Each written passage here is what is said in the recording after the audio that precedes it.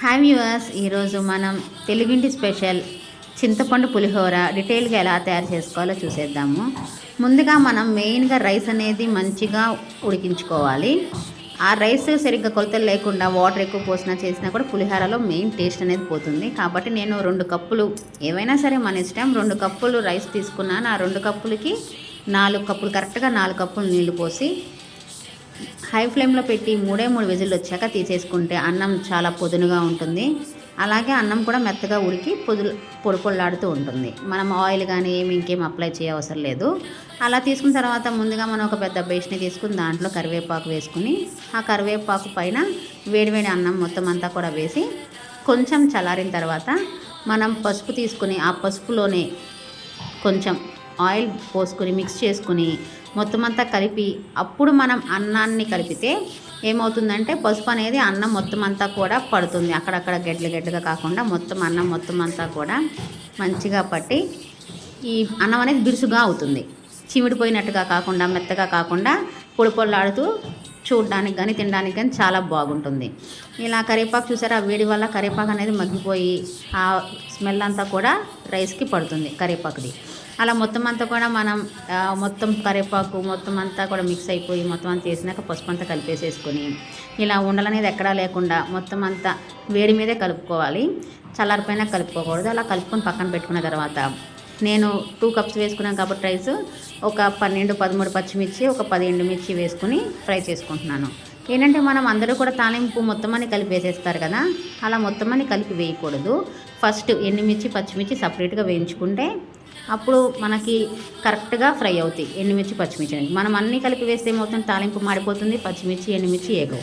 అందుకని ఫస్ట్ ఎండుమిర్చి పచ్చిమిర్చి వేయించుకొని పులిహోరలో యాడ్ చేసుకున్నాను పైన. ఆ తర్వాత ఈ పచ్చిమిర్చి ఎండుమిర్చి కూడా వేగిపోయిన తర్వాత మనం నెక్స్ట్ పల్లీలు వేయించుకోవాలి. అదే ప్యాన్లో పల్లీలు మనకి ఎన్ని కావాలంటే అన్ని పల్లీలు తీసుకుని అవి కూడా మంచిగా దూరగా వేయించేసుకుని వాటిని కూడా ఆ పులిహోర రైస్లో పైన వేసేసుకుంటాము.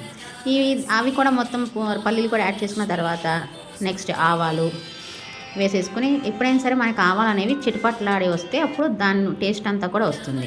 ఆవాలు వేసుకున్న తర్వాత పచ్చిశనగపప్పు కొంచెం జీలకర్ర వేసి వేయించుకోవాలి. ఇంకొకటి మెయిన్, మనకి బయట పులిహోర టెంపుల్స్లో లాగా మనకి టేస్ట్ రావాలి అని అంటే ఫస్ట్ చేయాల్సింది అల్లం. కరివేపాకు కూడా యాడ్ చేసుకుని అల్లం చిన్న చిన్న ముక్కలుగా కట్ చేసుకుని ఆ అల్లం కూడా యాడ్ చేసుకోవాలి. అది మరీ మాడిపోకూడదు. కొంచెం ఫ్రై అవుతూ ఉండగా కొంచెం ఇంగువ కూడా ఒక స్పూన్ యాడ్ చేసుకుని మొత్తం అంతా కూడా లైట్గా రోస్ట్ చేసుకోవాలి. ఎక్కువ హై ఫ్లేమ్లో పెట్టకండి, ఎందుకంటే మాడిపోతాయి. ఇలా వేగిన తర్వాత మనం ముందుగా చేసి పెట్టుకున్న చింతపండు గుజ్జు ఉంటుంది కదా, ఆ చింతపండు గుజ్జుని 2 స్పూన్స్ యాడ్ చేసుకున్నాను.